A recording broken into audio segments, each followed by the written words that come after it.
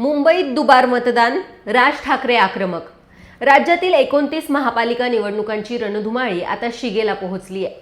मुंबई महानगरपालिकेच्या सत्तेचा फैसला करण्यासाठी आज मुंबईकर आपला मतदानाचा हक्क बजावतायत। मुंबईतील सर्वच मतदान केंद्रावर सकाळी 7:30 वाजल्यापासून मतदारांचा मोठा उत्साह पाहायला मिळतोय।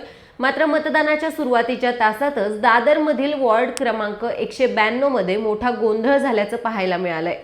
मुंबईतील दादर परिसरात पहिल्या दुबार मतदानाची नोंद झाली आहे, त्यामुळे राजकीय वर्तुळात चांगलीच खळबळ उडाली आहे। मुंबई महापालिकेच्या निवडणुकीच्या पार्श्वभूमीवर मनसे प्रमुख राज ठाकरे यांनी दुबार मतदारांच्या मुद्द्यावर अत्यंत आक्रमक भूमिका घेतली होती। जर दुबार मतदार दिसला तर त्याला तिथेच फोडून काढा असे थेट आदेश त्यांनी कार्यकर्त्यांना दिले होते।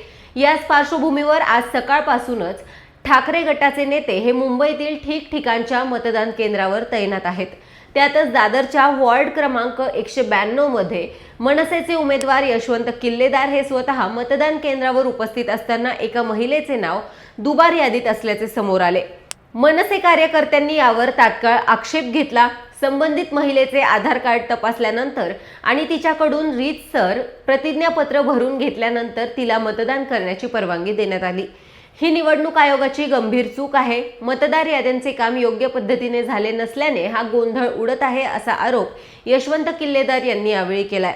अजूनही निवडणूक आयोगाचा कारभार योग्य पद्धतीने चाललेला नाही, त्यामुळे आयोग आता यावर काय पाऊल उचलणार हे पाहणं महत्त्वाचं ठरणार आहे।